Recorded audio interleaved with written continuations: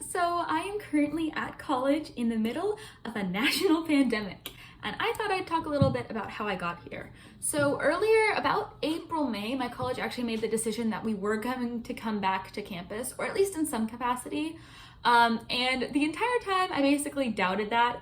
So I was thinking, there's no way that we're coming back. That's obviously not true. And basically every other friend I had from back home had their college say they were going to come back and then decide against it. So there was a precedent for this, but my college actually stuck through, and now we are all back on campus. And that reality didn't really set in with me until I was literally on the plane, and I'm like, oh, okay, I'm coming back to college in the middle of a national pandemic. Interesting. But even while packing, I was like, oh, this probably isn't gonna work out. We're probably gonna be sent home like immediately. So like half the stuff I packed is like summer and fall clothing. And my college is in Vermont. I go to Middlebury College, and in Vermont, winter lasts forever. So I might be a little screwed if this actually goes very well come winter. But we will see about that. So basically I packed the day before and the day of my flight. And once I finished packing, I was basically off to the airport. Let me tell you, the airport was the most dead I had ever seen it. Like, I literally had never seen LAX this empty before. I don't know if you've been to LAX, but usually there are just like a swarm of cars. Like, it takes hours just to get to your terminal once you enter like the track of cars. But we literally like drove up to my terminal, got out. There was no hassle, no honking, no yelling. And I was in and out of security in like 15-20 minutes. So this is unprecedented. Like, I got to the airport about an hour and a half before my flight boards, and I literally got to the terminal with enough time to have to wait an hour before boarding.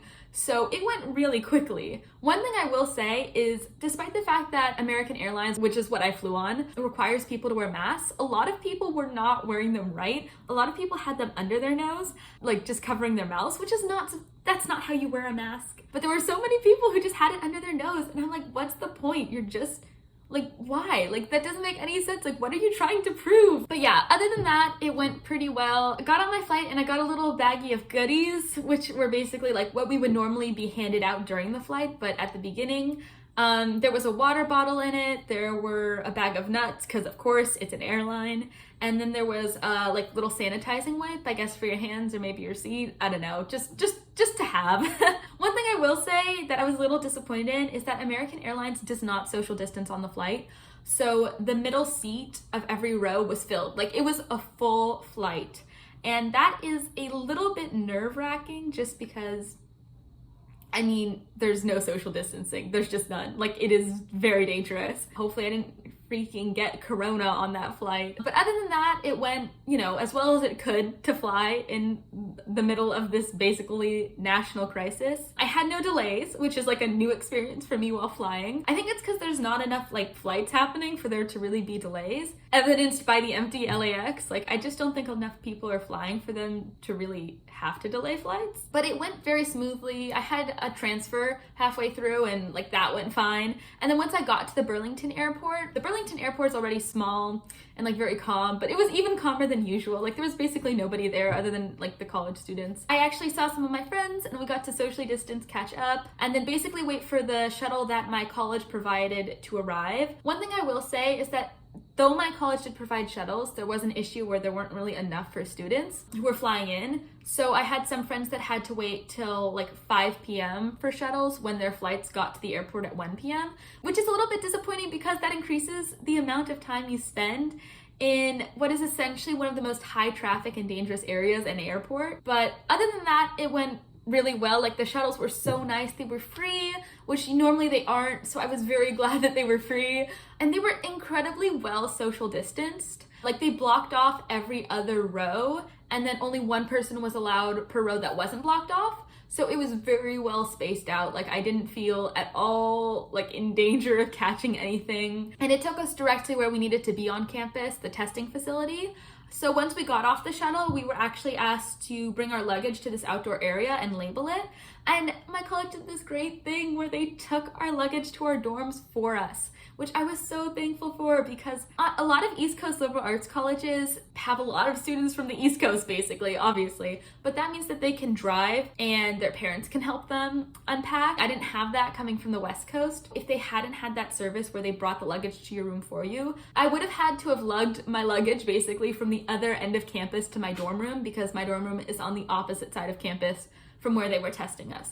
So that was super great. After we labeled our luggage, they had us wait in this outdoor line to basically blow our nose, clean our hands, sign a consent form, and go into another line to wait to be assigned to one of the testing stations in the indoor gymnasium. We got a little vial, we had a label with our name on it, we put it on the vial, then we took Q-tip, we swabbed our nose, then we put that in the vial, and then we handed it to someone to go bring off to the testing facility. And then once that was done, we went to grab a bagged lunch and a bagged dinner and then like a plastic wrapped bagel, because we headed into room quarantine. And so room quarantine is basically what my college did for people who were waiting to get their day 0 results back. Because the way my college is doing it, for day 0 testing, that's what you get when you immediately arrive on campus.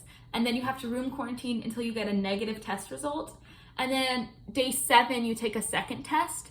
And then after day 7 test results come out, then you can sort of operate kind of like normal. But really it won't be until mid-September that we're actually able to go back into town. Right now, I have finished my room quarantine, and so I'm able to go around campus, meet people, but obviously wearing a mask and socially distanced. So that's where I'm at right now. But the room quarantine was fine. Like, I can't complain too much. Like, I got to my room and most of my stuff from last semester was here already because they delivered the boxes and my luggage.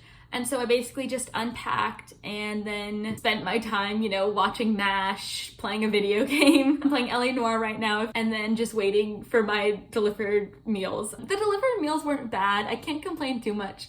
They were definitely better than the NYU infamous watermelon chicken salad, but they, you know, were not the best meals I've ever had, but like, what are you meant to expect from en masse delivered, like prepared food from a college that is clearly just trying its best? I can't complain too much, except one time they did deliver me a turkey and cheese sandwich while I was waiting. And I'm vegan, and they said that all the meals would be vegan, so I just ate a protein bar that day. But other than that little blip, it went completely fine. I'm out of quarantine now, my test results came back negative, so we're chilling. But yes, so now I am kind of operating at a new semi-normal. So far it's going okay. I'm really glad that I'm able to see my friends again. Not everybody came back to campus, obviously. I'd estimate about a fourth didn't.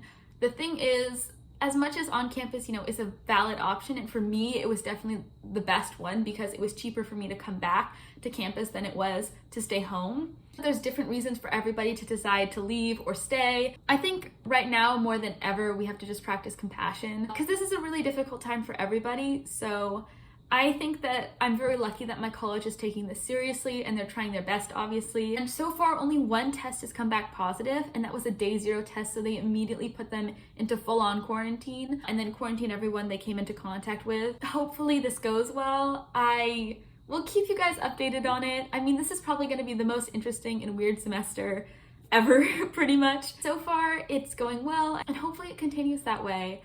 I have a lot of faith and optimism in the semester, but who really knows? There's no way to see the future. I'm hoping for the best, but expecting the worst, kind of. But we'll just have to see. Hopefully this was a little bit informative on what's happening on some college campuses. Let me know below what your college is doing. Is it remote? Is it hybrid? Is it pretending the pandemic isn't a thing? Let me know in the comments. Be sure to subscribe. I'll be making videos about my day-to-day life in college, computer science, and basically just things that interest me. So be sure to stay tuned for that and hit that like button. Thanks, guys. Bye.